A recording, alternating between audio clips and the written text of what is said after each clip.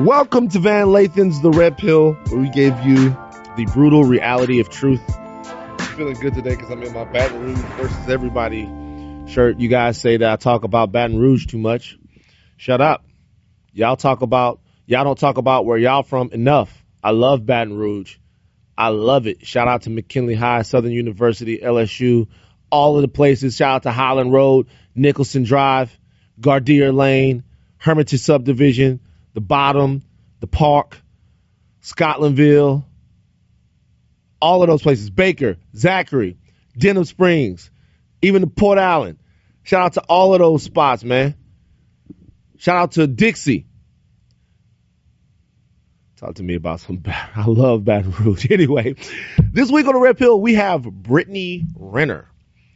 Controversy. Yes, Brittany Renner, social media star, fitness guru, and now author, writer of a book called Judge This Cover, where she talks about 7 different men and the way they have inspired her. She learns 7 different lessons from these men, and the book has been described by some as a tell-all.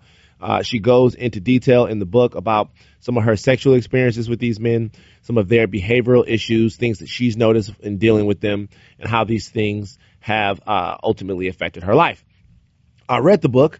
I think that there's a little bit more to it than how it's being portrayed. So I was very interested to hear what Brittany thought about some of the backlash and some of the criticism that she is getting online. I was very candid with her about the fact that I don't think the tell-all books are dope. But I was also pleasantly surprised to hear why she felt like she had to write this book in the way that she did. I think it's at least worth it listening to what she has to say. That's not all she talked about. She talked about a very famous exchange that happened on State of the Culture. Shout out to Revolt. Shout out to Scotty Beam. Shout out to Joe Budden, Chinks, and Remy Ma.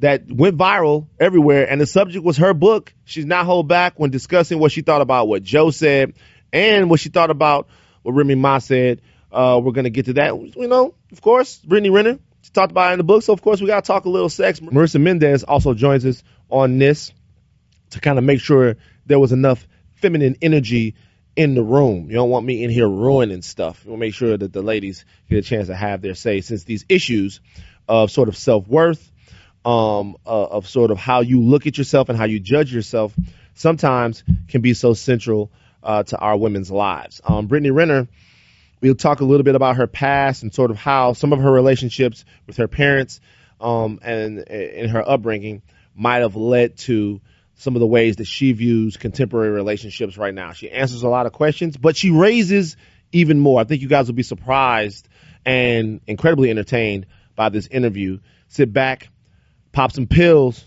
and let's get to it. Marisa talking shit. We got a very, very special guest today. Yeah, we're starting right now. Everybody, white people, give it up for Brittany Renner in the house today. Why did you say white people? Because I made the white people clap, because like this is my podcast where a black man is running shit. Okay. And they're all white, and I can make the white people clap. But you know what's interesting? Both of you guys half white. Yes. Wow. Half of you guys, both of you are half white? My mom is white. Mm-hmm. All right. What's that like? I mean, she's a crazy white bitch. I mean, I don't know what to say. Like, it's just weird to me because you got like a bunch of white ass cousins and stuff like that. Like, they white. Yeah, I mean, I was raised by my grandparents who are obviously white as well on my mom's side. So, you know, grew up very sheltered. I didn't really learn a lot about the culture, the other side of me, until the white side or the black side. You didn't learn much. The black side. I didn't learn much until high school, and then I went to an all black college. So that was. Oh, yeah. I was like, I'm ready. Yeah. At that point. Which college did you go to? I went to Jackson State University. Oh, shit. Why did you look at me like that? Wait, why? I went to Southern. Oh, that's awesome. I went to Southern. I didn't know you went to HBCU. I did. I played soccer there for 2 years, and then I dropped out. You dropped out of college? Mm-hmm. Wow. Disappointing. Listen, Brittany Renner is here, you guys. First of all, Brittany Renner, if you guys don't know, ex-athlete, fitness guru, and now author of this book right here, Judge This Cover, which has gotten the internet's. So look at Austin standing at the cover of the book. Look, y'all, nice, isn't it? Yeah, like, which is even the back is even better though. Yeah. Austin, hold on, Jason, don't move. Look at the back cover of the book. $1 billion arch right there. No McDonald's. Look at that right there. That's a pregnancy arch. Yeah. So it says, Judge, this cover is a tale of 7 men and 7 lessons, all based on true events. This is my heart in book form, that I am not afraid or ashamed to share it with you. I've been here before. I'm just trying to remember who I am. This book is the beginning of my liberation, and hopefully it will be for you too. So before we even get to the book and everybody's takes on the book and everything that everyone's talking about, I think people want to know a little bit more about Brittany Renner. I've read parts of the book, so I know some of the things that you're talking about. But tell us who you are. I mean, that's kind of a loaded question. No, it's not a loaded question. It's just tell us a little bit more about your background, because a lot of things in the book that I read, it seems like you had it a little bit tough before you became the social media star that we all know you to be. Well, I played soccer for a little bit. I had a talent long before I started twerking online. I played soccer. I played semi-professional in Florida for a month. I don't like rules, so I ended up quitting. I moved to a different area from school with the guy I was dating at the time. And I was a Zumba instructor, Victoria's Secret girl, Hooters girl. And then the last job I had before I really dove into social media was a special needs caregiver. So I have worked so many, and actually was an AT&T door sales cable woman. So there's a lot of odd jobs I had before I really started like being an entrepreneur. I would say that the first part of my life from 18 to 22, like, you know, I was in a relationship, so my life was kind of dedicated to that. I didn't really have any of my own identity. And I got started into fitness by giving out free workout plans and meal plans for a shout out. So I've been on Instagram since like there was no videos on Instagram. So I've been on the internet, like online, for 6 years now. So that's kind of how I got my start. And then shortly after that, in 2013, December 2013, I did my World Star video. So after World Star is when I got my first booking in February. Like, I got paid to go to a club with actually Quincy. Yeah. So and it's not. I don't think that's his last name, but I think Diddy adopted him. No. Okay. I didn't know that. Because he's like Al B. Sure's kid. Yeah. Okay. So Quincy and I, I didn't want to say the wrong thing and look like a jackass. So, right. Yeah. So then after that, that's when I started getting what's it called? Promo deals, and just started getting booked more. So then that's when I started getting into Instagram heavy. And that's when you really, when that started happening, you leaned into that, and you saw that as sort of a viable way to kind of like have the type of life that you wanted to have? At the time, I had no idea that everything that I was getting into, like the magnitude of what I was really stepping into. I'm from Mississippi. So a little bit about me is I'm from Ohio, but I was raised in Mississippi. So I'm like a Southern gal, which is California dreams, you know? So I was not ready for what I was stepping into at all. I was very sheltered and very naive. So the world that I was getting into, I just wasn't prepared for that. I actually had to quit my special needs caregiver job to do the Instagram thing full time, because it was like, it required me to travel so much that I wasn't able to just keep taking off of work. And especially when you're a special needs caregiver, you do kind of have to be available around the clock, like usually all week and on weekends most of the time. So at what point did you start to did you go, yo, this is working? Like, I am a fucking big deal now, and this is a career path that's going to work out for me.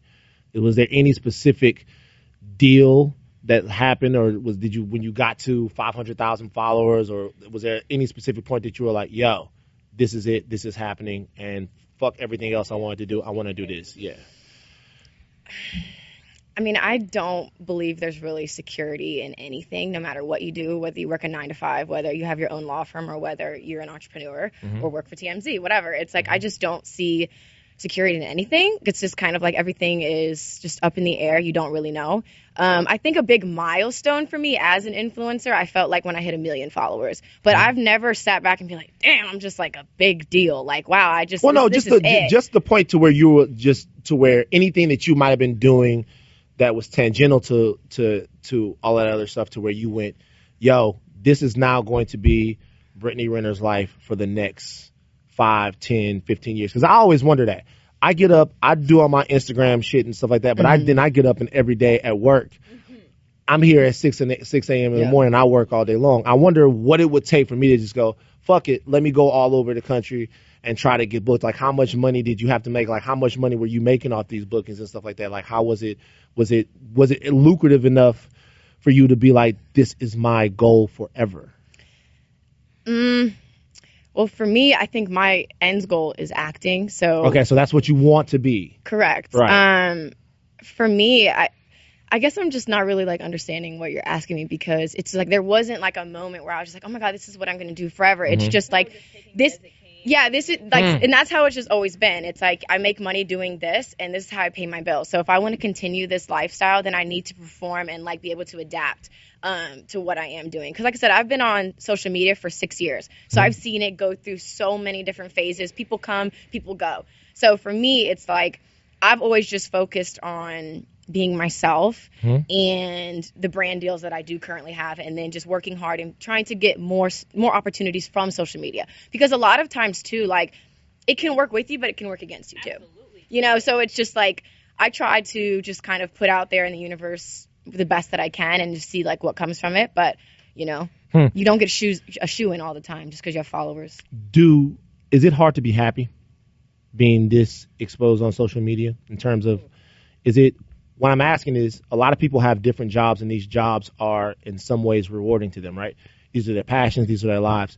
You essentially, almost a part of your life is putting yourself up on display for people to have whatever opinion about you that they want to. And if you're an actor, you do that, right? If you're a musician, you do that. The difference is, after it's all said and done, the art still exists. For you, it just seems like it's a never-ending barrage of people's opinions about you. Is that worth it? Absolutely. I mean, I don't want to be a slave, so I don't want to work for anyone else. That's why my book is actually self-published. I saw that. Publisher Brittany Renner Fitness. Oh, wow. Yep. I put $25,000 up to make it with everything. And so for me to answer your question, I want to get led astray there for a second. I do a lot of inner work outside of social media. I'm a huge mental health advocate. Me too. I came from therapy. That's why I told him, I was like, I'm kind of early because I just came from therapy. Look, that's cool. I was at 12:10. So for me, I would say in the beginning, it was it was kind of confusing. Like, everyone was saying all these things about you and they're untrue. But I think, unfortunately, you get a little desensitized. And I think, too, learning just about psychology 101, you learn that anything that anyone says about you is just merely a reflection of them. So it's just projection. So it's like, okay, for example, like if I bring you a gift, right? Like, here, I brought the book, right? Can you pass it to me? I want to just give this visual. Okay. So I brought this book for you, right? Yes. And you don't want it. So give it back to me. So whose is it now? It's yours. Exactly. So if you're angry, if you're sad, if you're trying to say, I'm never going to be this, never going to be that, you have to go home with that gift that you tried to give me because I didn't accept it. So for me, I just kind of like, I know who I am and who I want to be, and who I show you in a minute. Like, I'm a natural actress, number one. And number two, I've been on social media long enough to know. So that's not really the real Brittany Renner then? I mean, you're talking to her right now. I'm asking. Seems real. It's real enough, right? Pinch me. I'm dreaming. The Brittany Renner on social media is not the real Brittany Renner. How could that be? I'm asking you. The van that you get on Instagram is the real van. I mean, that is a part of me. It's not separate. But to say that's me in my entirety, like, absolutely not. No. Would you say it's an exaggerated form of you? Absolutely. Yeah. Which parts are exaggerated? I mean, they're parts of me. Yeah. Right. You know, when I'm looking at the banana and shit. I mean, that's real life. But which parts of Brittany Renner on Instagram would you say are not, or the exaggerated parts? Which parts do people misconstrue? I would say the yelling. I don't like to yell. Like in an average conversation, you're not. Absolutely like, not. No, I believe in just healthy dialogue and just going back and forth. So when I'm yelling and screaming, it like hurts my head to do that because I'm just like, this is a lot of energy. Now, oh my God, we're touching some nerves here. Now, the book is Judge This Cover. Like you said, 7 different lessons, 7 different men We're not going to name any of the actual guys because you don't name them in the book. So all the speculation that people are doing online, we can leave that for them. Because a lot of the guys in this book are famous, and there's a certain reaction to, or they seem famous. There's a certain reaction to tell-all books or books that talk about sexual relationships with people that they didn't really give you permission to talk about and stuff like that, or you not permission, that you didn't consult them in talking about. What has been the reaction for you personally in terms of people giving you their opinions on you writing the book and talking about stuff like that? Just men that I've dealt with, or just people in general? Or the public. Like the public. Yeah. Well, they're definitely judging the book, which is what we wanted. It's definitely tied into something that it's not. I mean, I've gone on Instagram and said that I have fucked 24 guys, 26 now. Hey, you're doing more numbers. I just added them up. And I write about 7 of them. So how is it a tell-all if it's only about like 30% of them? And it's not a tell-all because you're not saying their names either. So let me ask you this, though. To that question, is it a tell-all if you write about the 7 guys out of 26 that people would care about you having sex with? These were 7 significant relationships that changed the direction of my dating life. They were significant to me, and so it's not because they're famous; it's because they were important. No, because a lot of good stories, like they weren't relevant. Yeah. They just were a scandal. Right. But that's not, again, it wasn't written from this place of like, God, I just want to stir the pot and want to talk about every guy I've sucked, fucked, and swallowed. Like, it's not about that. So. Why was it important for you to write the book? Freedom. What do you mean? I have felt like I've been a prisoner to a lot of things that have happened to me. And after being in therapy for 3 years, I had a choice. I could either okay, I've learned all of these things and I can move on, or I can talk about them, because I believe truth is stranger than fiction.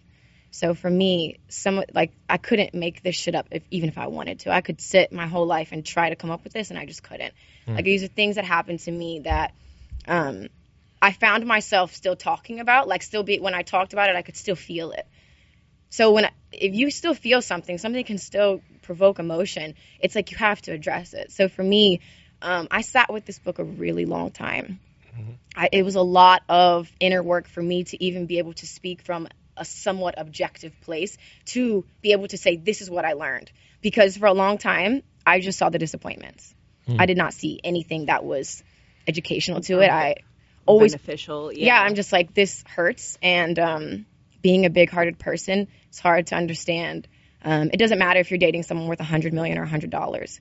I have a genuine heart, and it just has been really tumultuous just dating in this realm, because a lot of the men that I've come across, they're very empty. So they don't, even if they wanted something real, they would really have to look inward, and a lot of them are not. They're just going to run through women. It's the empty thing to do. It makes them feel better, but it doesn't address what's really going on. Do you ever wonder, because in reading part of the book, do you ever wonder sometimes what makes you drawn to these types of men? Of course. I mean, I can't. because like there are women all over the world that are having relationships with guys, I would assume, that aren't like that. So why have you had multiple relationships with men that are like that? Well, it's also the world she's in too, but the world is a little different, but I mean, I would not be able to write this book without saying, okay, well, this is my hand in it. So for me, all of these men were just merely a reflection of how I felt about myself. That's all. So if I don't love myself, I don't respect myself, if I don't feel these certain things about myself, and it's going to reflect in my dating life. So until I get to a healthy space, which I would say that's where I'm at now. You feel like now you are?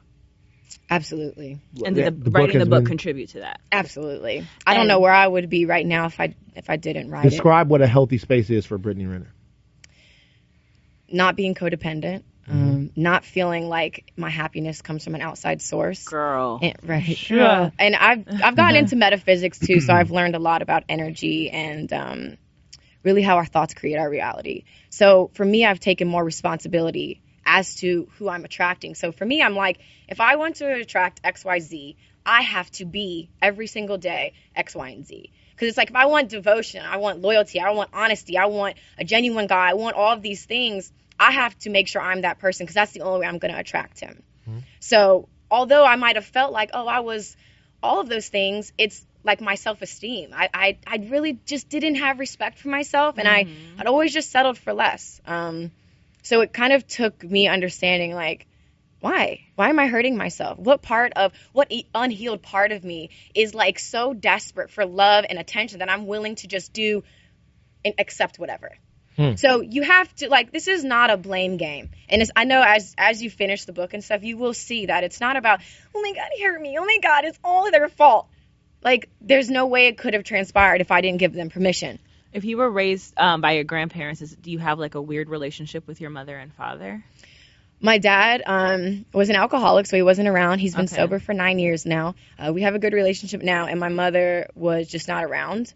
Talk about that in the book, some of the issues that you had, like sort of. So do you think part of that came from your relationship with your parents, and not necessarily getting the love from them and the attention from them? I would have to say so, yeah. I mean, you're always like yearning for the acceptance, and you just don't get it. And again, I don't like to push things onto like, oh, my childhood, but you just have to address the circumstances and then you change them. Right. You know? And do you think, I know obviously just the writing part itself was therapeutic for you, but knowing now that there are other young women who are on the same path that are reading this book, is that also helping you, knowing that you're helping heal other women or helping teach other women? I would say when I was writing it, and there were so many times throughout my writing process that I cried. And I felt like I was doing it for something bigger than myself. Because I don't think I would have finished the book had it just been for me. I just don't think I would have gone through with it. I just felt like in order to help, it's not like a save the world, like, oh my God, you're like the next Jesus, like coming down. Like, I'm going to save the women. Yeah. No, it's like, it's more so just like leading by example. Yep. So I have felt shame, and I have felt like I've been so degraded. By the decisions that I've made. So I'm just like, you know what? I'm going to put myself on the chopping block, because I want to show people that the truth is not scary. It's a lot living in your truth as opposed to illusion. Yeah, and I asked that. Oh, go ahead. I'm sorry. Go ahead. I was going to say, because I come from the same world. I didn't write a book, but I do podcasts, and so I've always shared my journey as well. And it's kind of the same thing. I share it because it's not scary, and I want people to relate. But on a therapy level, on a bettering myself level, it helps me helping myself, knowing that I'm helping other women too, that see like, oh, I can be honest about it. I can live my best life and do what I want and still be a good human being just because I fucked and sucked a couple, you know what I mean? Yeah. So, do you think that there's anything inherently negative about women, sort of people, period, but more specifically women sort of being known for different men that they've been tethered to, though? Like, I wonder, like, to me, a lot of happiness has to do with your ability to find things that, regardless of other people, that fill you up and make you feel good about yourself, right? For me, I've spent a lot of time in my life alone. So I know first and foremost how to make Van happy. I know first and foremost, like, what I need on a daily to feel inspired, right? And so because of that, like, it's actually sometimes hard for me. Like, I'm not the lonely type or anything like that, because I'm here for myself. Sometimes I think, like, sisters, they get too caught up in what they're getting from a man. And while the book is an important journey, it also makes it seem as if the most important lessons in your life that you've learned them from failings with men. What lessons have you learned just from yourself? Well, I mean, I think the people in your life, whether they're your manager or your friends or your relationships, I think these people are put in your life to learn something from them. To say, like, just one lesson that I've learned, I would just say to believe in myself. And I think it is because for so long, I feel like I've kind of been learning in, like, polarities. Like, you know, I've learned strength from feeling weak. So it's just, like, things like that, to where just kind of trying to figure out who is Brittany Renner and what am I here to do? Like, why am I here? You know, what does life mean to me? What does make me happy? So I just think really just, I think strength has been the biggest thing. Is like we literally are fed lies from, I'm not going to get too deep into this, but we're just fed lies. As deep as you want. We're just fed lies from a very young age, and we are conditioned and brainwashed. And I feel like I've actually, I've had to unlearn everything that I have learned. So to say like, oh, what have you learned? It's like to question everything. That's what I've learned. Because everything that I've been told is a fucking lie. Wow. Everything that I've been told, like people have said to me, people that I've even have cared about, have lied to me. Biggest lie that you've realized, the biggest thing you thought was true that's not. Can you think about it? Because what you're saying right now is an insanely important part of maturing and growing up.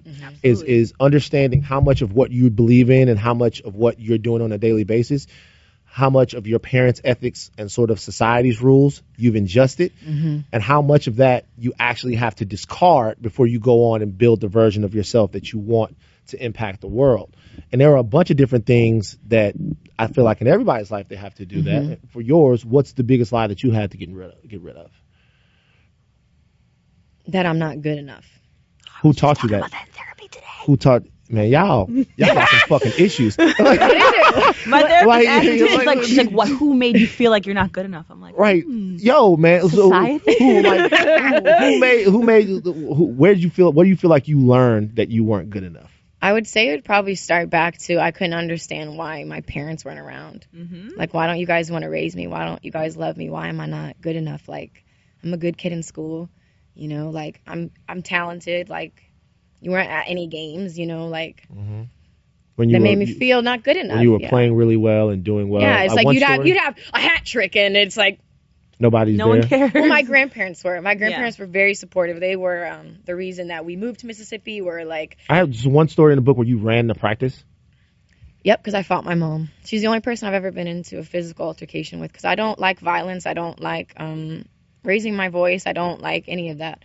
And she was like pushing me against the wall. You think you a bad bitch? And I just like snapped. And I like picked up a knife and then I just threw it and then I lunged for her. And then I was afraid because, you know, my mom's white and we're black. So yeah. I'm like, well, I'm going to run. Like, let's go. I'm going to fucking run. And I ran like 8 miles. I was scared. Love calling the cops. I ran in my Uggs. I ruined them because I had stepped in mud and stuff. So you was only kind of black if you was wearing Uggs at that point. Yeah, because I went to a predominantly white school, so we all wore Uggs. She was before the curve on Lil Uggs, Wayne wears Uggs. Okay. All right. Okay. Shout out to Wayne. But he transcended race about 4 years ago. Lil Wayne is not even black or white or male or female. He's a concept at this fucking point. So let's actually get into the book. I want to ask you about one specific. I'm gonna ask you about a couple of things that happened in the book because the book is fucking wild. It really is. You go into great detail about some of the things that happened in this book sexually. The way these guys liked their specific sex and how sex was for them. Why was that important to put in there? Because I love sex. I get that you love sex. Who doesn't like talking about sex? But do you think, though, that when you have sex with someone that you're consenting for them to talk about the sex that you had with them? Yeah. Really? Obviously. So you think that... So if I fuck you, and it's like, if you go tell your friends, what am I supposed to do? Right. And whoa. Back it the fuck all the way up. Okay. All the way up. Okay. Y'all know that there is nothing worse. I'm from Louisiana.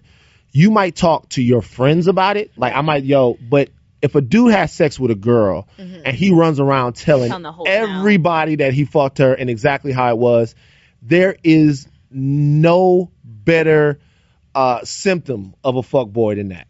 For sure. If you are a man and you are a strong man and you are a gentleman, that's something that you're never supposed to do. You're never supposed to run around. Right. Because what's the point of that? You know what I'm saying?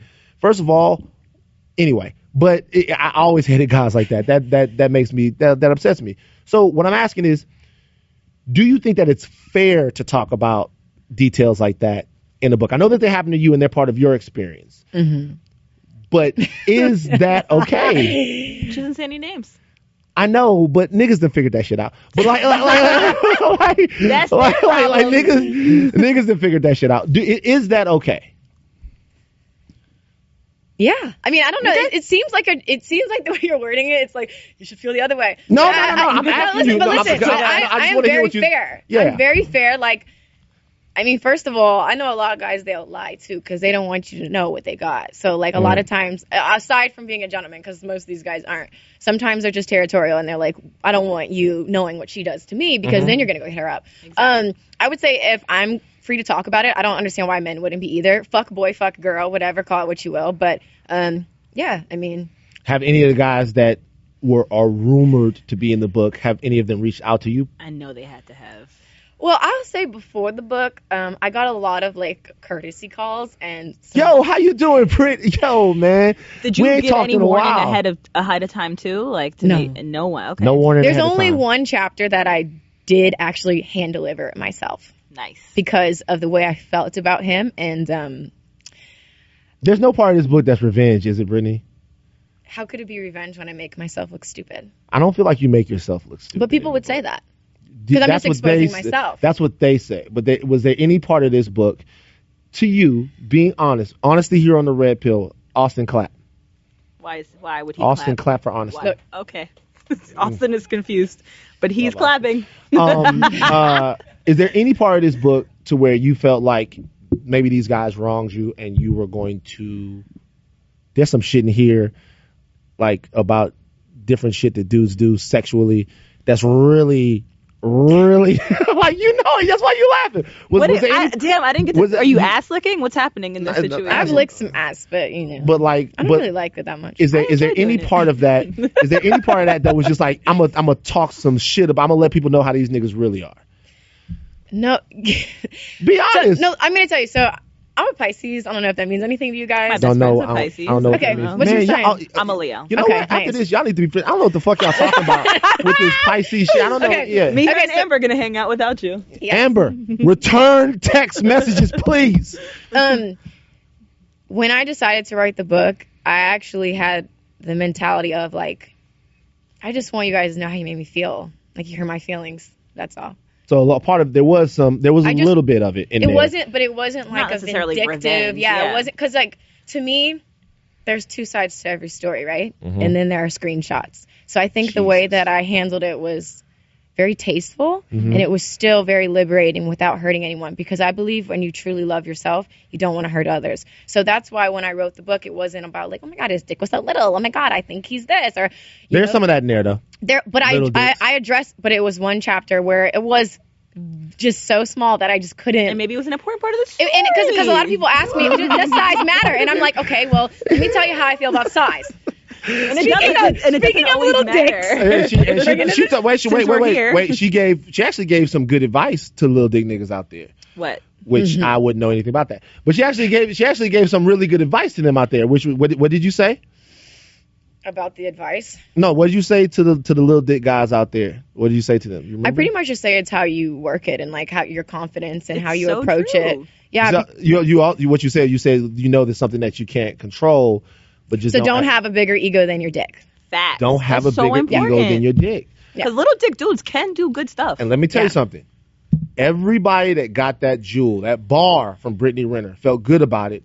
Except for the dude that knows she's talking about him. Well, he'll be all right. That nigga is now in therapy as well. So I was just have to ask you about this. Now, we're gonna get back to some talk about Tiana Trump and some other things in the book that I possibly like. Yeah, love her too. That. But I want to ask you about something specific. And I feel like there's one exchange that sort of, because obviously reactions to books like this, they sometimes fall along gender lines. One exchange sort of exemplified that more than anything. It was an exchange between the homie Joe Budden, shout out to Joe Budden, and the Black Queen, Scotty Beam, shout out to her as well. Happened on State of the Culture. Did you see the back and forth between Joe and Scotty? So Revolt had tagged me in the video. Okay, I love what you're doing over there, Revolt, with the messy shit. They tagged me because I was like, damn. Shout out to their social team. I love you guys. Right, it was very audacious. I was like, this is pretty direct, but I can respect it because I like direct interaction. So, I was a bit perplexed, and when I first heard what Joe Budden said about me, I was very disappointed, and I was disappointed because Joe Budden and I. By the way, we're going to put the clip in here so you guys can hear it. Yeah. I think Brittany Renner, just sees dollar signs with this. You know what I'm saying? She's exploiting herself in order to get a quick buck. I think we've seen this before with Superhead, where she came out and she was telling everybody who she slept with. And the thing with Superhead, though, like, these guys was like falling in love with her. The rappers were searching for Superhead. Calling, hey, do you know her? Where can I find her? I need that head. We all judged the head we were getting at home differently when Superhead came out. That ain't happening with Brittany Renner. Yeah, I feel like also I feel like women should stop even talking about Superhead. Like, that's different. That's a different league. That's a different high-level Hold'em. Felicia. It's high-level Hold'em. The GOAT. It's high-level Hold'em. This is low-hanging fruit when females do this. I thought Joe Budden and I were friends. He's invited me to his home. I stayed in his guest room when I was in Jersey. Was always very respectful. So to hear him call me low-hanging fruit, I was a little confused because I've never done anything with him. I've never touched him, and you opened your home up to me. Mm-hmm. But what I found very telling, that there's clearly something that has transpired to where he has this animosity towards me. I noticed in the clip, because I did my due diligence, unlike the people on State of the Culture, which is truly a representation of the state of the culture, because none of them read it, but we're all like, let's sit up and talk about it. Yep. One of the things that Joe said in the beginning was, I would not have my penis anywhere near her. And I thought it was kind of telling because nobody asked him that. Right. And I just don't know where that came from. So it was like, thou dost protest too much. So it kind of seems like I'm low-hanging fruit. You wouldn't have your penis near me.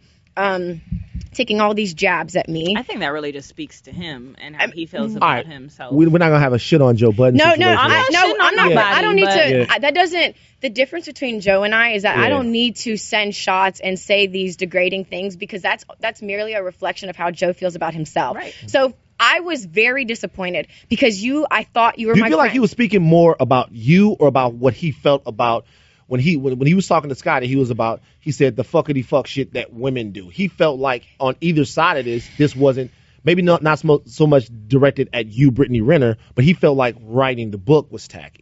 Okay, so what's tacky is not knowing what the fuck you're talking about. That's like saying, hey guys, did you listen to the new Drake album? No? Well, let's sit up out here on the Red Pill podcast and talk about it. That's tacky. And if you are truly the state of the culture, you're being absolutely irresponsible by not giving a thorough review and a unbiased opinion. You're just fucking blabbing your opinion, and you haven't even read it. And I don't know about you, but I have been a Joe Budden fan for a long time. I saw Slaughterhouse when I was in Grand Rapids. So, I don't want to hear about, you're attacking him. Absolutely not. I've always bought his music. I've always caped for him on Twitter. I love him as a lyricist, and I loved him as a person. I used to call him the demented therapist because I talked to him about very intimate details of my life. So, again, there's nothing wrong with feeling how you feel, but I just was like, okay. So he's yelling. He's not letting Scotty finish. That's not a dialogue. That's not a healthy conversation. And then on top of that, you're going off of what you think the book is about while adding insults in there about my character. So 26 bodies at 26 years old. It doesn't matter if I had fucking 500 bodies. That still does not give you the right to say I'm this or I'm that. Right. You've never touched me. So how could you say that I'm so easy and so these things? So why would you open up your home to me? But you don't want to talk about that on the show. Because at the end of the day, your role on that show is to say things for shock value and talk really loud. Because that's what your draw is. Mm-hmm. So why am I going to get mad? I'm 26 years old with my whole life ahead of me. Okay? I don't need to say, I know Joe's past. I also know Remy's past too. What does it solve if bringing it up? Right. That's why Jay ain't clear his verse for your album. What does that do? It's funny. You were very upset by that. Because I thought he was my friend. That's what you're hearing. On a personal level. No, I'm asking. I'm just saying. I could tell. I have been called. You just screamed and scared the fucking shit out of me. Right. Yeah, it did start off as well. I wasn't prepared mentally Jesus for it. So what I'm saying is, this is not about, I wouldn't do this or I don't understand that. I think it's corny. I would never write a tell-all, Remy, because I would never resort to gun violence. But what does that solve? God. Okay. But I mean, that's a valid, and I think. No, listen. I think the biggest issue though is that they don't read the book, and obviously the conception online, or the misconception rather, is it's just a tell-all book about sex and not anything about lessons and learning and self-reflection and all of these things that are a very important part of the book. And that's all fine. This is not about. I feel like empathy is really the highest form of like knowledge, wisdom. Opinion is the lowest. So it's not about, I think you're right or wrong, or I disagree, I agree. It's about understanding. Okay, so I might not be able to say, hey, I've done this or I've never done that, but that doesn't give me the right to judge. It doesn't give me, like, my father is a recovering alcoholic. So how am I helping the culture by poking fun at Joe Budden's past drug addiction? Because you know what? I'm shitting on my dad in the process. Right. And other people who struggle with it. So I'm not helping anything. You're furthering a very toxic narrative. And I am a huge mental health advocate. I don't think any of that shit's funny. And I think at some point in time, you do have to stand up for what is right, even if it's unpopular. So, yes, I was very disappointed. And even with Remy, like, when all that beef was going on, it's like, as much as I love Nikki, I'm like, still Remy, like, you know what I mean? Oh, she got him. You know what I mean? I just feel like it doesn't have to be so black and white. And that's when you create these different sides of you. And that's when you start getting into, like, fucked up shit, because you don't see them as one, like the yin and yang. Like, there has to be the balance of light and dark. Yeah. So Britney is like the exaggerated. You see that, who I am in here. It's all integrated. It's all one. They're not separate. It's just like, I just didn't understand if you guys didn't read it. Right. Why, like, say, hey, you guys, we didn't talk about it, but we're going to talk about it. We didn't read it, so we're going to talk about it. It's just, I think they were talking about the idea of tell-all. Overall message. Yeah. It doesn't, but you have my book in your hands, and you're talking about Brittany Renner, and you're saying all these things are, oh, this is corny, this is that, low-hanging fruit. You did not do your due diligence, so you are being irresponsible. Like, that's just what it is. Like, you can't call yourself the state of the culture and be so irresponsible, because there are listeners out there that don't think for themselves. And they're going to go off of just exactly what you and they're said. literally putting out this hateful ass, you can judge people as long as you didn't do what you did. Like, that's like saying, have you ever had a one-night stand? No, you're such a hoe if you have. Yeah, I'm such a hoe until you fucking have a one-night stand, and then what? Then we're in the same boat. Then you can start to understand why I had a one-night stand. So it's like, this is about understanding and the lack of wanting to understand. Don't sit up and make these assumptions if you haven't read it. Just say, I haven't read it, but I have in the past this, that, and that. My book is not like that. Did you know, I mean, so going into this, you know that things like this are going to happen regardless. Absolutely. It's about sex. It's about a beautiful woman talking about sex with potentially popular figures. Was there a sort of strategy or a full thought process going in, like, this may pigeonhole me for a brief period of time or do something? Like, did you have any more thought put into that and any bigger picture ideas, or just kind of was like, I'm going to write this book and I'm going to just ride out the reaction?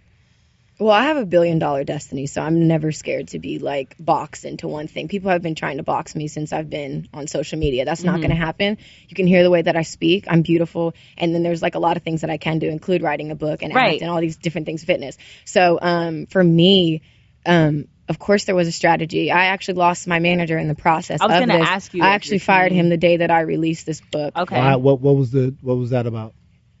The manager was against you writing the book? Because he was afraid it was going to jeopardize my brand deals. Right. And I said, I'm not going to lay down, and you're telling me my truth isn't good enough. That, I actually got dropped. I'm not going to say the school name, but I actually got dropped from doing a step show because of the body count video I put out. So I said, if any point in time I have to censor myself to be able to do anything, I don't want to do it. And these men rap about these numbers and way more things. And they don't rap about specific women, though. Yeah, Courtney on they Peachtree. do. Hello. I think. Tell Courtney on China I'm Peachtree. on fire. She could work tonight. I mean, not necessarily he's fucking. I just picked a random. I mean, we both just picked Drake. We're like, Drake done said it. By the way, let me say something. I love Drake. When Drake mentions a specific woman, that's not the same as somebody else. South doing Beach, it. Miami hoe. I'm probably with Tammy Toe. But that's different though. Like it's not different. Their name is just a male. Wait. In that situation, he's saying shout out to her. That's who he was dealing with right there. I'm probably with her. Had he developed an entire verse? I know one thing. Wayne I know raps about Superhead. Not that she didn't put herself out there. Wait. She did not like that. And that's what I'm saying. She was. So what I'm saying is that like there's specificity that goes on in a situation like this. $1 million word there. That's specificity means just. I know what it means. Specific. I'm saying it's a very nice word that you use. Well, shut up. There's a specificity when you're describing something and intimately going into it that just saying that you had sex with a bunch of different women, it's not exactly the same thing. I think that was the difference between her body count video, though. She's referring to a specific thing. That I get. She wasn't saying, but what I'm saying by the way, I don't have a problem with any of this shit. No, when we know. But what I'm saying is, if people do, because sex is treated in a very cavalier way until you start talking about sex with someone specific. I get it. Everybody, like, really, when you look at sex, that's creating secrets with someone that really you're not supposed to tell. I'm just being serious. Like when at the point that somebody's naked, you're naked, we about to fuck, we about to do all of these things, all of this shit that we all do that no one really wants to talk about it. You're making secrets. You're making secrets with somebody, right? And they're not expecting for those secrets to be. But really, a lot of people would say that writing a book like this is no different than leaking somebody's sex tape online. It is very different. How? It's very different. How? Because this is about you and your own personal journey and situations. The sex tape is something that I filmed with somebody. It's not a journey. It's just fucking, and it's putting someone's whole image out on the internet. I get the visceral visual difference of it. I get that. But what I'm saying is, it's still somebody at their most intimate moment. You know what I mean? And whereas I'm not making, because I happen to enjoy sex tapes. I'm not making I'm not making a judgment call about this. I'm saying it's very important that while we're all sitting here, we're objective about the fact that the book, no matter how therapeutic it was for you, it's dicey territory in terms of there could be collateral damage from this that damage and hurts other people in their current lives based upon past things that they experienced with you. Did you think about that? That's why all of them are not named. Yep. And you don't know their occupation, you don't know the color of their skin. There is nothing that would tie them in. Actually, all the names came from the one thing that they have in common, all the chapter names. What's the one thing that they all have in common? I don't know. You should open the book and see what it spells out. I didn't even think about that. That's the only thing I felt like anyone needed to know, that it was like about all of them had in common. Anyway. Okay. But I was trying to say, though, because you put two different things. She was saying she got dropped from a school just because of her body count video. And the body count video that wasn't has to do with specific at all. But that's some double standard shit, because these rappers can rap about this shit all day long, whether generic or specific, and they're not getting dropped from anything. And they talk about drugs. And I get what you're saying. Look, I'm not here to say what's right or what's wrong. It's out there. Nobody, I mean... Listen, this is one thing that I will say. First of all, we have to examine. I think we have been doing at least a decent job of examining some of the, both from the male-female dynamic and also just from some of the things that are talked about in terms of the drug culture and stuff like that, and hip-hop and music, period. We definitely have to discuss those things. I feel like musicians have always gotten licensed to do and say things outside of rap, to do and say things. It's like if we all had a hotel room right now and we started tearing the fucking hotel room up and fucking the room up, and then it got out there, people would be like, these people are three fucking assholes. Right. But if a rock band goes in there, did it. I don't know why I keep referring to Lil Wayne. Like,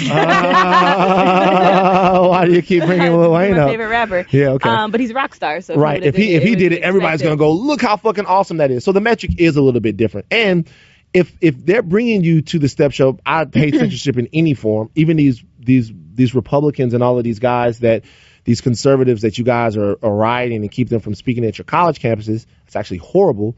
You should have them there, and you should ingest their mind state to understand how it differs from yours and be able to combat the things that they say.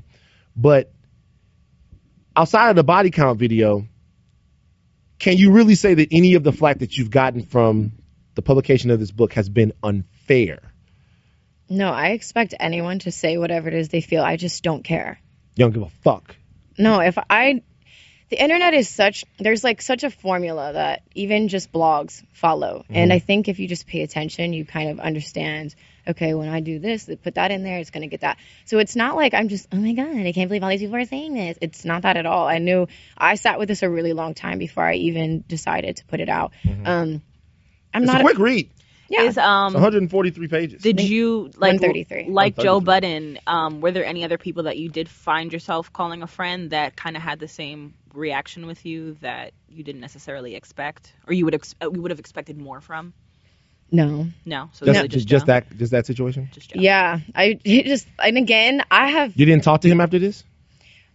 No, and I'll tell you why. Because I felt like, okay, I thought we were friends. It's clear that we're not. So okay, he was angry and he was yelling at a woman that was on there, which obviously is like a really heated monologue. I don't see a person like that being sound. Like, just because you're louder doesn't mean it makes you more correct. And then I also felt like, what am I to say? Do I really care what Joe Budden thinks? And if I do, why? So after I sat with it, after being initially really disappointed, I was like, okay.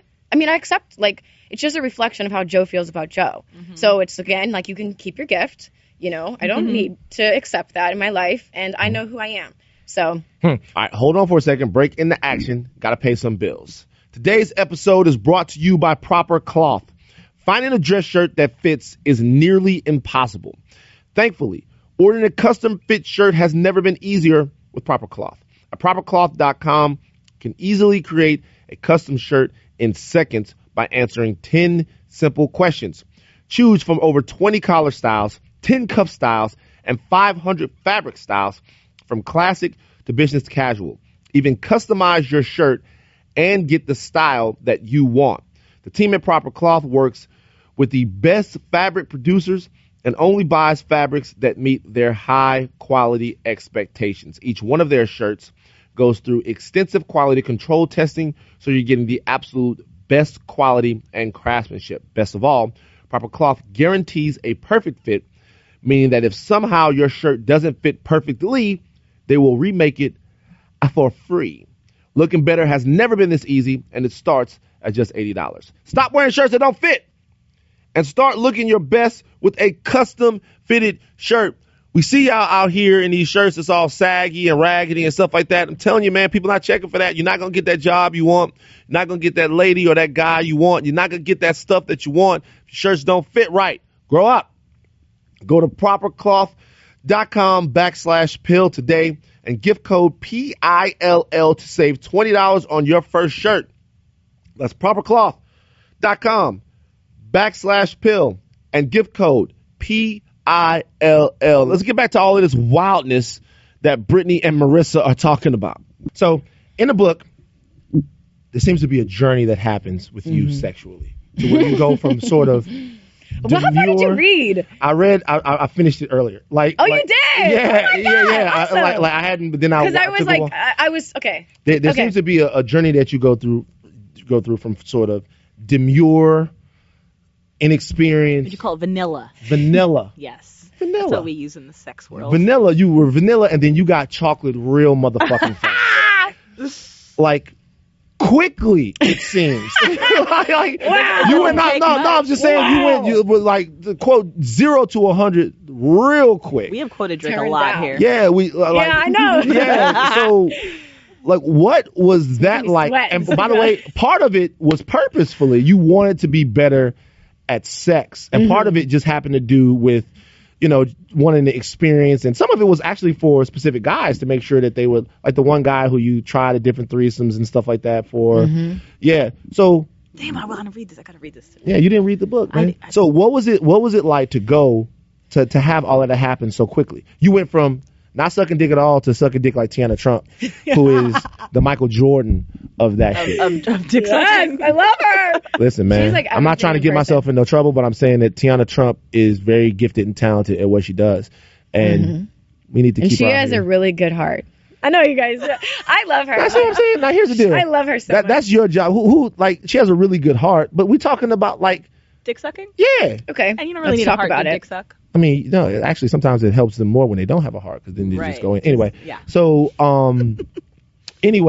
describe that sexual journey and describe how it happened seemingly so fast.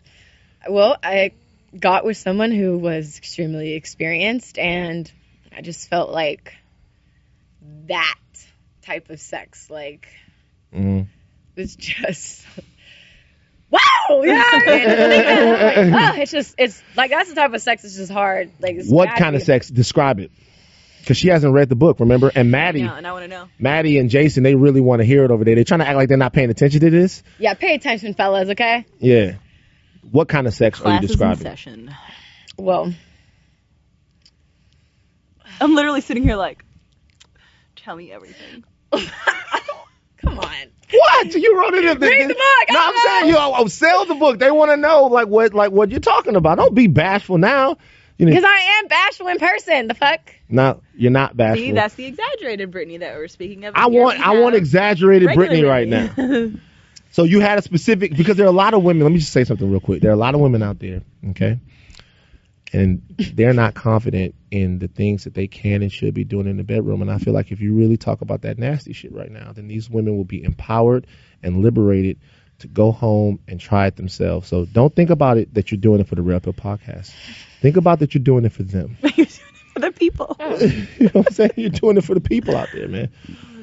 Well, I guess I could just say, I mean, even after, I think it's chapter. I'm not even gonna say that. No, I'm gonna say it's in Leon's chapter, and after that kind of ended, it's not like I just like went out into the world and was just like so experienced and just like riding dick and just doing all this crazy shit. I just felt like it was a different type of level of just nasty. Like I didn't even know I liked being choked, like slapped. Did he spit in your mouth? He actually did. I had that on Friday. It was so good. It was so, and then he like sucked it back up, and it was. Oh, wait a second! God, yes. Oh, yeah. Yes. Hey, why would you suck it back up though? Because it's nasty. Yeah, it's just gross. Suck your own spit up, huh? It's like that type of dick is like you just don't come across it often. It's just so nasty. So do you feel yourself trying to make every other guy into that type of dick? Because now you want him to y'all watching like When Harry Met Sally or something like that, and you go, "Oh, this movie is great. I wish you could spit in my mouth." You know what I'm saying? Like, you know what I'm saying? Like, what do you kind of recreate that now that you've had it? No, that's the one thing I have really worked on not doing is comparing, because this person has so much experience and just like fucks me like no other, that it's like to think that those guys, the guys I meet, are going to be at that level or ever in their life. It's just kind of unfair. Now, so you don't compare, but when you have sex with somebody and they're not quite like that, do you coach them? Isn't it like a little bit like, isn't it like a little bit of a letdown? Yes. Yeah. Wow. You need the so every dude that you have sex with is chasing a ghost. No. Yes, he is. It could still be good without. Because you know what can be good about it is what makes sex amazing is the connection, emotional connection. Yes. And it does. If it's not wait. So you got an emotional connection. I get that that's the case, but it seems two different worlds. Like it could be. How can you have an emotional connection, but you're just so disgustingly nasty? Like that's good too. That's cool. But if we have a sincere emotional connection and you're not as nasty, it's still really good. I'm a choir boy. So Tiana Trump, you went from not sucking. You didn't suck dick. Why? I felt like it was really degrading. This is fucking lit. Let me ask you a question, man. How the fuck did that happen? Like why? Like why? Why? What do you mean? Because that's disappointing. It bothers me that there are women that could still be being born after I'd say 1975 that could believe that sucking dick is degrading. Why would you think that? I just felt like society, and especially in school, like that was something that was frowned upon. Like, oh, the girl that sucks dick, she sucks this guy's dick. Even still? We're grown now. I'm saying I'm grown now. I'm 26, but it's just like I would say growing up. That's why I refrained from sucking dick until I was probably 20 years old. I know that's not like old, but it's just like I knew girls in 7th, 8th grade who were doing it. So that's early. No, right. Sucking dick in the 7th grade isn't early. I mean, earlier than that. Oh my god! So y'all I didn't. I was. You wasn't sucking dick in the. It's no judgment, even if they did. It doesn't matter. It's a little bit of judgment. Okay, well, judge away, honey. Listen, judge it, whatever. If you're in the 8th grade, Like, man, at least learn fucking algebra 1 before you start sucking dick. At least learn. Why? Because you're not going to use algebra 1 outside of fucking school anyway. So what's your point? But you will use sucking dick. And That's actually a great fucking point. Right. But listen, I just think that there are certain things sexually that ease into it. You know what? We treat sex like it's not a big responsibility. It is. It is. Your body is a big responsibility. The experiences that you share with people are a big responsibility, and they're important. And we should learn how to prioritize. You're rolling your eyes. No, I'm just giving a hard time. But what I'm saying is, totally is. What I'm saying is, kids experiment with maybe suck dick in the 10th grade, maybe suck dick at the prom. I think I started in 10th grade. Yeah. 10th grade. Well, who was the guy? His name was Francisco. White or black? Mexican. Damn. Yeah. Your first one, you had a burrito. Wow. Not appropriate. Wow. Cut that out. That's staying in Yes. for sure. Your first Francisco. Yeah. Did he have to beg you for this, or? No, I think I was like into him. He was cute. And you just wanted to try it? Yeah. And you gave Francisco the worst head of his life. It was probably trash. But I was already watching porn at that point, so it might have been good. Back to Britney. So in order to get Speaking of porn. in order to get better quickly, Tiana Trump. Now she's your friend now. She is. You guys are close friends. So did you hit her up and was like, yo, I use your videos to teach me how to suck dick? Is this how you guys became friends? No, we actually, well, that is why I, when I DM'd her on Instagram, that's what I said. I said, hey, you're like my head inspiration. And I reference you in the book. So I would love to. Oh, so you guys weren't friends before the writing of the book? No. Yeah, I just followed her on Twitter, and then I followed her on Instagram, just like, making myself be known. Like, hey, look at me. Comment. Yeah. And what's the extent of you guys' relationship? Like, I know she got her wisdom teeth pulled, and we were supposed to FaceTime, but she had her wisdom teeth, so we couldn't really talk. But whenever she's, like, off probation, like, I definitely want to see her in LA. I love her. She had some legal trouble. Shout out. There was a big movement, Free Tiana Trump movement. I recall that movement. No, honestly, like, she's, I don't know. It's, okay, so what I found was, like, kind of ironic. There was a time I went on Twitter because I was super judgmental and insecure. And I went on a Twitter rant, and I was talking about sex workers really just in a negative light. Like, I actually started trending because it's just like, where does that make sense? Make it make sense. So it's like I was shaming sex workers online. And then a couple years later, here I am watching porn, learning how to do something. So it's like that sex worker that was, I was degrading online actually helped me in my life. Why were you degrading them then? Because I felt like the way that people made me feel, I felt like, okay, well, I'm better than that girl who sells her pussy. I'm better than her because at least I don't do that. So I was so insecure that I was just looking for ways to kind of like step on the other person. Than this person. Yeah, at least I didn't do this, guys. Yeah. And really, when I shame anybody else, I'm shaming everyone, including myself, and just like setting us back even more into this like misogynistic, never-ending narrative. So. You also say in the book that you can't date regular guys. It's hard for you to date. But 2 guys in the book are. They're pretty regular. One of the guys, by the way, everybody obviously knows who he is. I don't know what you're talking about. You did a poor job of shielding this nigga. Okay. but you say like you say that it's hard for you to date regular guys. Because a lot of great. I'm glad we're talking about this. I feel like a lot of guys especially with the social media era, they are.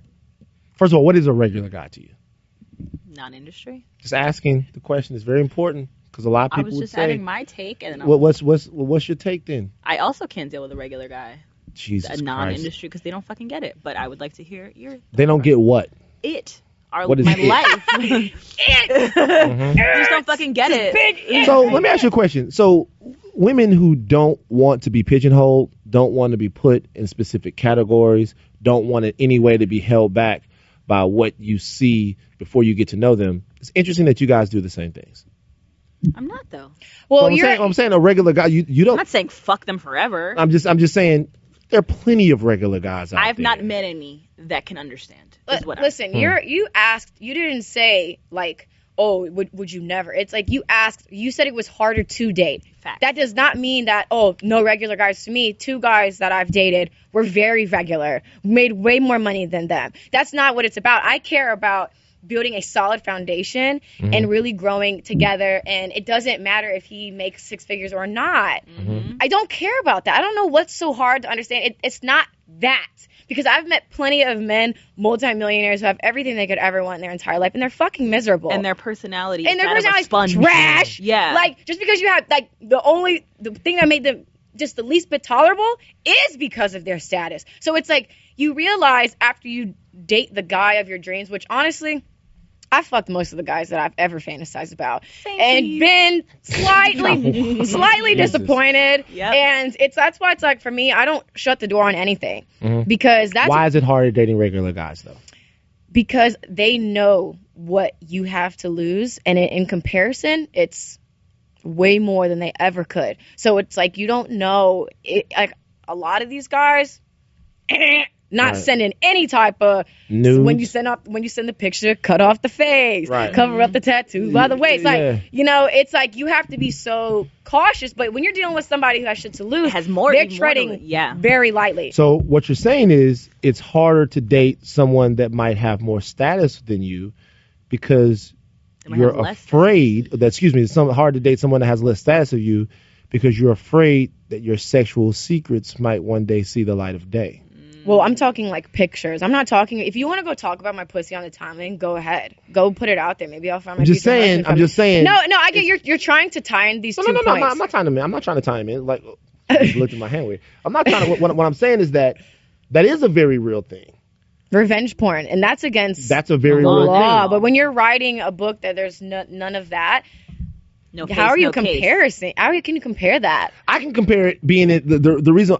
It's not that it's you trying to compare sex tapes earlier. It's not sex tapes to a book. It's not a 1-to-1 comparison, of course not. But the only thing I'm trying to listen. First of all, let me back up real quick.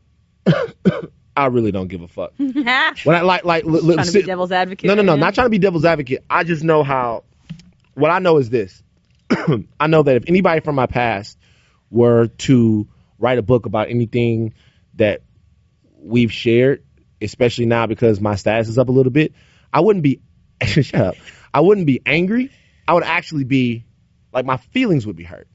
Like, it wouldn't even be anger, because I don't do very well with anger, right? I left all of that back in Baton Rouge. But like my feelings would be hurt. I would be like, yo, damn. You know what I'm saying? Because what I would want was that if anyone had an issue with the way that I had treated them, and this is a true thing, male, female, whatever, if anyone had an issue with the way that I had treated them, I would want for them to be able to talk to me about it so that maybe I could see where I went wrong. I'm not saying that you didn't try to do that, but what I'm saying is, if I look at something and then doesn't even matter, something that I did with somebody, it's now out for the world to consume, I would feel like I wasn't part of my own play. That I was like watching from the sidelines as my life played out because somebody else that I shared something with had made that decision. Now, that doesn't mean that it's wrong or right. And if it's part of making your life better and making you a more healthy person, how can you really argue with it? But to me, that's what I think about after I stop jacking off to these sex tapes and I have that moment of self-reflection right after. That's what I think about. I go, damn, I shouldn't have done that. What, the jacking off? I should have called, wasn't it? Yeah, like I shouldn't. I'm better than this. Or when you watch like some creepy porn and then when you're done, you're like, what the fuck? That happens all the time. Same. Yeah, but I just hope. I'm just asking, is that even a thing for you, or you just like, this was for me, and like unilaterally I needed to do this? Again, I don't see right or wrong. I think it gets very subjective. I see, like, right or wrong to me is, okay, are you hurting anyone? And are you hurting yourself? But you could be hurting somebody, right? But let me tell you who's hurting these men, okay? Mm-hmm. It's the blogs. It's all of these people that are speculating, which, again, you have to start thinking, the internet is in a different place. You guys can just throw allegedly in front of something and you're legally safe. Yep. So, if anything, I didn't name anything in there. You don't know unless you know what I'm saying. I'm never going to come out and say, because I don't have to. And you'll never. It's not about that. So these blogs and the culture, the internet culture, if you're going to be mad at anyone, be mad at that. Because they're the ones who plug in names. I never said anything. Sports Online with the reportedly. Shout out to Robert Lathan. I love Robert. Shout out to Robert Lathan. That's my guy. And those stories be salacious. And he helped you, to be honest with you, because when I read that, I was like, I gotta get Brittany. I had to see it. You know what I mean? I had to get to know it. Listen, the only thing I'm trying to lay out is the reasons why some people might have an issue with the book. That's fine, and they can continue to have an issue. Again, I would say if I was hurting someone in the sense of like now we're naming people and doing all of these really awful things, then sure. But honestly, this is the state of the internet culture. Get fucking with it, or get the fuck offline. Like I don't know what else to say. Like when you are a presence on social media, and you're the price of fame, I don't know what else to say to you. Like it's like, again, had I come out and said certain things and started trying to drag people under the bus, that's one thing. Yeah. But I've never even, and you read the book, now I'm trying to hurt anybody. If anything, it really helps all these guys, like, because it makes them look really fucking cool. Great. Some of them. No, but most of them. Some of them they hurt you. Some of them it makes them look like either sexual deviants, or it makes them look like. What's wrong with being a sexual deviant? Well, you know the way people are going. y'all wow. Nobody said anything wrong with that. It's going to make them look like, some guys from the book, they look insatiable. Some guys look vacant. Some dudes look downright callous and cold. There's some things about a lot of these guys in this book that are obviously unflattering, Brittany. Of course. Right. Okay. I mean, but that's your truth. Duality of life. It is duality of life. Tell you what, all my exes out there, I was nice to y'all, man. Especially when I was fat. I tell you what, you know what y'all... Did you used to be fat? I didn't even know that. 360 pounds. What? Listen, let me tell y'all something. I'll tell you what y'all really doing. Y'all sleeping on the fat niggas. I fuck a fat dude with a little dick. And it's good. Really? Yeah. Is he like is he a rapper though? No. What? I know. That's what I'm talking about. Give up that fat charity love. work. Man, when I was in college, I was a full stop simp. I simped in every way you could simp. Wow. I would pay for the shit. I bet. I would write your papers. I bet. Oh my God. Yeah. Poor you. By the way, I had a side job writing people's papers. Okay. Oh, that's amazing. I would write people's papers and stuff like that. You could even pay me by the grade, actually. Like, so, because obviously I could write on the level that the rest of these done. But anyway, but you know, if you needed, if I needed to get in there and really like make time with the girl, I would write the paper. I would do all of this stuff. Let me see how fat he is. That's not even fucking Yes, it fat. is. He is a gut. Okay, and check this out. Pours over my life. Right. So let me. He's not fat at all. He got a big fat gut, and he sweats, and he's balding. As a matter of fact, that's not even fat. I'm gonna show y'all fat. But the point is this: if y'all get with some of these fat guys out here, they will work for y'all. Now, if y'all get cheated on by a fat nigga, you obviously got to give the game up for the rest of it. You obviously you're obviously done after that. Okay. Right. But these are the guys that I feel like aren't getting the burn that they really need to do, because there's a lot of guys out there that will worship the ground that y'all walk on, and I feel like these brothers don't really get any attention. Well, they gotta have like. What? I don't know. I'm sorry. Let me just say this. You have to be attracted to them. Like, I'm not going to like. Oh, I'm going to get this type of guy because I think he's going to do this. Like, I'm not cutting corners to get what I want. I'm going to get what I want. That's settling. I feel you. Like, that's just, I mean, again, I'm sure there's tons of people of all sizes that have all great hearts and will worship the ground any of us walk on. But So you're not attracted to fat guys. And this guy, I've never been with one. It's not to say that I wouldn't. It's just like, dude, come on. Like, I'm not going to. Is this a picture of you fat? Let me see. Oh, God. Oh my God! I can't believe you've never seen it Past before. that, how would I see it? I don't like research your life. Oh, I didn't even recognize. I'm like, who is that guy? God, Yeah. You have like 8 necks. Give me the fucking shit back. I love you, dog. That is so. Van, First of all, Van. Shout out to that Van for being this. Van, you're in the past somewhere, bro, and you're sitting somewhere because time is all. It all happens like at the was same your self-esteem fucked around that time? Van, I love you, bro. It's gonna be all right. You won't be like that forever, my G. What happened now? Did you have like?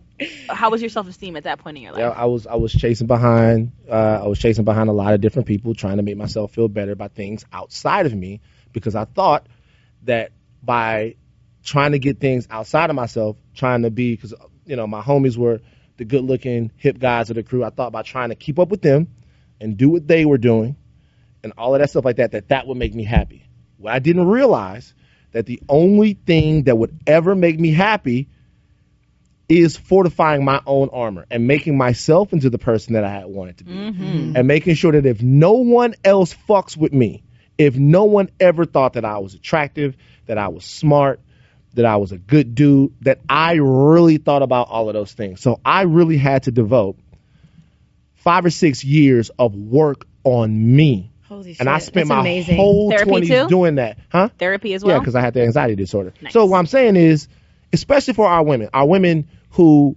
as society gets more hedonistic and stuff like that, it's taking men longer to recognize the worth of a woman. It used to be, just in my opinion, that early on, you would meet somebody, you might get married, you might get engaged, and automatically the plus that they brought to your life was established because you saw someone taking care of your children. And I'm not saying that this is what women should do. I'm just saying that this is how men looked at it. You saw someone taking care of your children, like keeping a home, and really keeping you from being the worst part of yourself, which is what a good woman does. A good woman really keeps a man, and that's not her job to do it, but you know that you've met the person that you're supposed to marry or that you're supposed to be with, or not even marry, but be devoted to, when you want to be a better person for that person. The moment that you go, yo, I'm a fucked up ass dude, I have to change to make myself worthy to her, that's when you know you've had it. It's taking guys longer to do that because the input is so much more hedonistic. Men are actually going backwards. That's why, to me, it's important that sisters really devote time to themselves. Like, make these guys catch up to y'all, because we're all over the place. And there has to be, and really, one reason why that's the case is because the way that you learn how to be a good man is really from another man. All the guys that I know that have never cheated on their girls and are these husbands that are devoted and stuff like that, and they are out there, it's because they had examples to where their fathers felt a certain quickening if they stepped out of their house, where their fathers had that, where their uncles had that. If you're growing up in an environment where your dad does all of these things, where all the men that you know, it normalizes it to you. And then the feelings of your woman become something that's put way on the back burner. And these are lessons that I've even had to learn. Obviously, when I dropped all that weight, I wilded out for a while trying to prove to myself that, yo, I'm a handsome guy. I had that same You know what I'm saying? shit, yep. I feel that's a big deal. Because I was like, I was talking about in therapy today. I'm like, sometimes I think I still hold on to just 6th grade me, that I was popular as hell, but I couldn't get any of the boys because I was chubby and I had braces and shit. So it's like, all my homegirls had the cute crushes and shit and all the dudes, but I had nothing. So even though obviously it's a long time ago and I grew up and I shed it, I think sometimes I revert back to it and kind of just like, oh, I could pull this guy, I'm going to pull it just to fucking say it's I the did ugly it. duckling syndrome. Yeah. That's really what it's it is. so real. So I say all that to say, if this book is really a part of that journey for you, then nobody can begrudge you it. Yeah. Even whatever opinions that people will have about it, there are parts of this that I don't agree with, but there are. I think I've made that clear. There are parts of this that I don't agree with, but at the same time, if this book is part of a journey that's going to make you a more secure, a better person going forward, then that's a lot people have to take. Yeah. You know, it hasn't been out long, but what have your dealings with men been like since then? Like, are they more judgmental, you about to sign less some NDAs judgmental? now, nigga. Are they in your DMs more because they think you're a freaky freak? It's NDA time, Brittany. It's NDA time. I'll never sign an NDA, so now. Yeah. NDA time, Brittany. I hope you're ready for it. Are you ready? Are you ready to only These guys are dumb, though. They're are not you ready? Oh, they gonna still do the same shit. It's a lot of niggas that's gonna be more on her. Exactly, and they're not gonna be thinking of NDAs is what I'm saying because they're stupid. But go on. Got 3 letters for you. NDA. Do you think about that, though? Of course it's something you have to think about. My secrets don't hold me hostage, and if they scare you and you feel like I need to sign something, you probably should not stick your penis inside me, period. Jesus, that's so aggressive. Stick your penis I mean, inside it's me. a real thing, though. Like, I'm just like, for me, it's dating has actually been extremely difficult from back, when I really got popular on Instagram in like 2014, 2013. I can't say when I left my first boyfriend of 4 years that I ever thought it was going to be this hard to find someone, or them to find me, I should say. And And it's just kind of, you have to take the good with the bad. You know, I have a certain amount of freedom. I'm my own boss. I really get to kind of travel and have fun and meet all these people and kind of be a little bit more free than when I was at the 9 to 5. But what also comes with it is definitely a very lonely personal life, which at times where I feel lonely, I understand. Like, there's a reason I am alone. Like, I'm on my own. And it's like, as long as I know that I have everything I need right in this moment, then I'm never truly alone. Well, lonely, I should say. Do you have good female friends? I was just going to ask that. I'm very... I have a few. Brittany, are you lonely? Am I lonely? I have people who love me. So I would say that I think as I've been learning more about metaphysics and different things of the world, I feel more alone. But it's the truth of the things that I'm learning. It's just the bitter truth, and kind of understanding that there are people that are still asleep that I care about, but that doesn't mean that I can't still be friends with them. It's just we're on a different journey at different times, learning different things. So of course, I mean, I met a guy recently that I've never met anyone like him in my life. Oh, that's dope. But it just... Does he get it? Does he get you? Does he have to work through I don't know some if I want to things? say this because... Okay.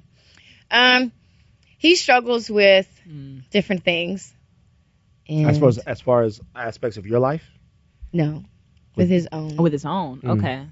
Like depression. Got it. That's okay. That's heavy though. But I don't care about that stuff. Like it doesn't make me see him as less, but it just hasn't, we haven't been able to really like continue our relationship because I just feel like he's kind of like, I don't want you a part of this mess. Like maybe he feels like a burden. I don't really know. Actually, I didn't know much about depression until I met him. Yeah. The air gets thick. It's a heavy thing to deal with. And it's just like hurt me. It's just like I've really liked a lot of guys, and I have really like gone above and beyond for them. And to meet someone that you feel like your heart and their heart are like old friends, and then for it to end, if time's an illusion, who cares how long you guys are apart? But it's just been, I felt like he was like a guy who really understood me and just didn't even care about. Do you still check in on him? Mm-hmm. Yeah. Even though I don't hear anything from him, but obviously I've watched a lot of YouTube videos and read some different blogs and different things about depression. And I know the one thing that about depression is they feel very isolated and like that they're not like worthy enough to be loved. So a lot of times people they just kind of get away from it and let them be.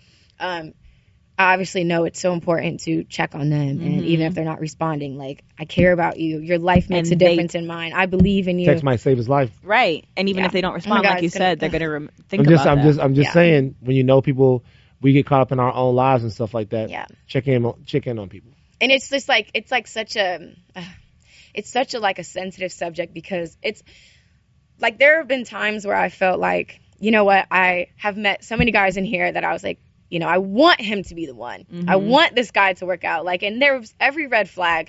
And that's my life. I just felt like with this guy, like, I just have felt so, like, just, like, I feel, he made, and it's so funny you said that. I was like, he made me want to be, like, a better woman for myself and, like, be a better person. Not just for him, just, like, for me, and just be the best woman I can be more organized, be cleaner, like, start really like doing more yoga. Like, I want to go vegan in 2019. So it's just like, he just inspired me in a way I've never been inspired. Happened to me too. That's when you meet somebody, that's what happens. Yeah. And so he's just still going through his journey. And I've just been like, sometimes all you could do is be supportive. Just check in. And step I just back. try to say things, and I'm just like, I just trust in the universe, and I know the more that I like think that I can control this, and I just want to help. And, it hurts when someone doesn't let you in. But if you truly care, and if you're genuinely there for them, you won't be attached to the outcome of the relationship. You're just like, I fucking care about you, dude. Like, I'm not going to let you go through this alone, Have you ever met someone that you felt truly understood you but still judged you at the same time? Like a man? Yeah. I feel like I ask because I had somebody that I felt like I truly connected with and truly understood me why I do things I do and all of that, and yet still at the end of the day kind of like not belittled me, but like still looked down upon it. And I could not understand how you could understand me and then at the same time essentially shame me for what you understand. So, and that was probably the biggest heartbreak I've ever had, because we were 5 years in it. It wasn't like a committed relationship, but just somebody that every day we spoke, every day got me, and still could not accept me. See you for you. Yeah. And it's like, dude, I trusted you. Right. I thought I was safe with you. And that's like, I've definitely experienced that, and I talk about it in the book. It's just like, you think you're safe with these men, and you think you're safe with them, but it's the type of man I feel like I would have that would have to like that would have to approach me, and he would have to be, if I ever want to be in a healthy relationship and have any hopes of having a husband, he would have to be very disconnected from societal views. He has to really love every part of himself that he's ever been taught to be ashamed of.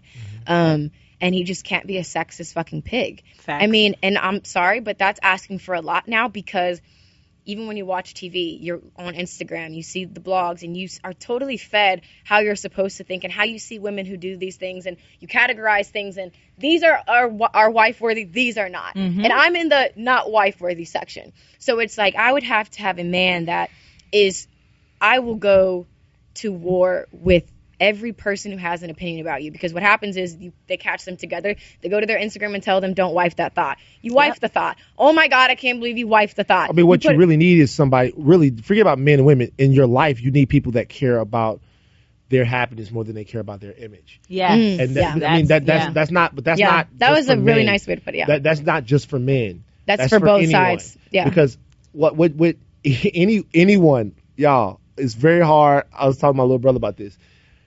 Anybody that prioritizes what a bunch of people that they don't know thinks about them, like, man, that's so important that you say that. Because that's who we don't want to be with at all. Like, no, and just no, not even in a relationship. No, just I mean, like, you don't, people. right? You don't want those people in your life. When people have more stature, they have more to lose. I get that, I understand that, but at the end of the day, there are people out there that are concerned with their life's journey, and more so, people who serve, people who are serving, people who whatever they're doing, it's for other people. Those are the type of people that have a grounded and base reality. I want to ask you about something.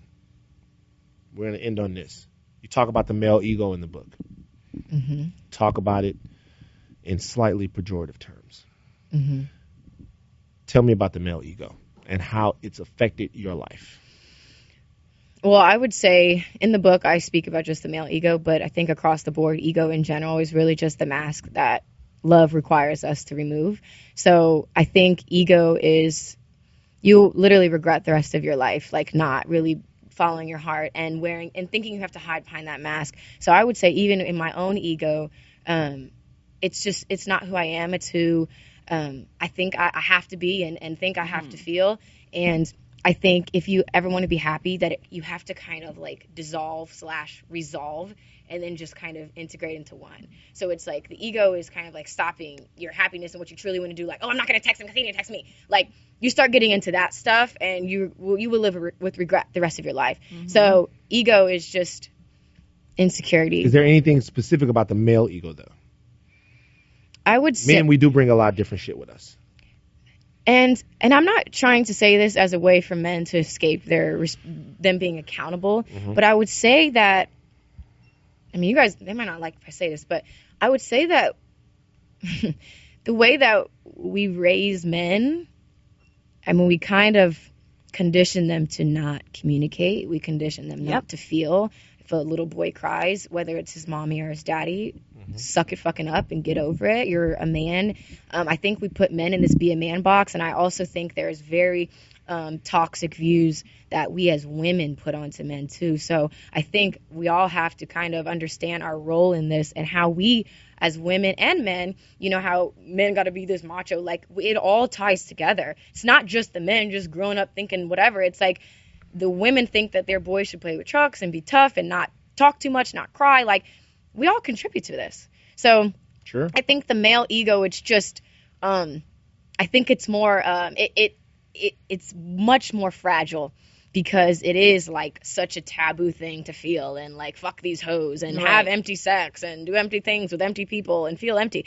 But be cool, you know? By the way, nobody has to tell us to have empty sex. Yeah, just one. Just nobody has to tell us to have it. The one thing I will say is that the one thing that is a little overstated is that we learn how to be oversexed from each other. Ha ha ha ha. No. We learn how to lie and all of that stuff from each other. The thing about being oversexed, one day I woke up and this motherfucker was hard. Oh my God. And I remember going to my dad and I said, Dad, I got a problem. He was like, what? I was like, I woke up yesterday and he was stiff. My dad said, hold on for a second. Craig, come in here for a second. Who's Craig, your uncle? My uncle. Like, Van wants to tell us something. And he goes, all right, boy, tell us everything that's going on. And I'm like, yo, I think there's something wrong with me. I woke up and it was stiff. And then when I rolled over, it felt good when I rolled over. Me and my family burst out and started laughing. Of course. But from that moment on, like, I remember looking at this girl's bra strap, and I thought, yo, it's titties under that bra. Hard dick. Mm-hmm. Yeah. They had to outlaw sweatpants at my middle school. Wow. Everybody was hard. Everybody was hard. So that's just part of us. Yeah. What we have to learn how to do is prioritize the happiness of the people that we care about over the fleeting and temporary happiness of busting a nut with some new pussy. Yeah. And once you've learned how to do that, because life is a marathon, right? Life is a long time. And most people you meet in your life ain't shit, men and women. When you have somebody that is shit, that is worth it, you really need to start moving other people out of the way. You have to fight for them. To prioritize those people. And sometimes as men, the habits that we build, it's hard for us to come back on them. And a lot of people suffer for it. Yeah. But as women, you guys have a responsibility too. You have a responsibility to be strong and not naive and not to assign blame about all of the choices that you make on a bunch of people that you know ain't shit. That's an important part of this. A bunch of choices that you make are not the fault of a bunch of men. They don't control y'all minds. They don't control y'all bodies. Y'all got too much to offer the world to make these guys all the reasons for unhappiness that you have. What do you want to do? Life got to be about being more than a wife and a mother. That's socialization too. When we socialize guys not to cry and stuff like that, your life has to be more about more than having a family. It has to be more about making somebody else's shit. It has to be about what Marisa and Brittany want to give to the society. If you never see another penis again, what you want your life to have meant. And I'm telling you, if you concentrate on that type of stuff, and I'm not trying to father nobody, but if you concentrate on that, the man that you meet will be it'll be gravy. Yeah, I agree. You know what I'm saying? It'll be gravy. Amen, Reverend Lathan. Amen. We out of here. See what I'm saying? People thought I was having Brittany Renner on the podcast. People was like, yo, Van, I know you gonna give that girl hell, man. I'm like, nah, man, read the book. Read the book. You know what I'm saying? If not, just look at the back cover. But no, seriously, read the book. Your journey has been interesting. Are you okay? 100%. You're 100% okay. I mean, what more do I want out of life? All I can do is be present. That's all I can do. The past and the future are all just in my mind, like in my imagination. Like, they're not here. I'm here now. So it's like, I think with this book and just with everything else, it's like I have really understood the responsibility I have for my own happiness, and again, how I've relinquished my power and gave men all of these, like, let them try to be the scapegoat. And it's like, really what they all did is just send Britney back to look inward. So that's why I don't say like what's the one thing you take from this book, but I just hope that people do understand that our thoughts create our reality. So that's for damn sure. So of course, even if something I'm thinking is unpleasant and I'm not going to speak it, you know, like they say, like, you know how the glass is half empty or half full? You should just be happy you have a fucking glass. Yeah. So that's just where I'm at. It's a bar. White people clap for Brittany Renner. Oh my God. Why are you clapping? You're not a white person. I'm not white. Yo, you consider yourself to be white, Marisa? It's so funny. I was just talking about this yesterday. All right, that's enough on the Red Pill Podcast today. Brittany Renner, thank you for joining us. Marisa Mendez, thank you for sitting down there, because I didn't want to make it seem like it was just me here. I needed some female. Battle of the sexes. All right, we out.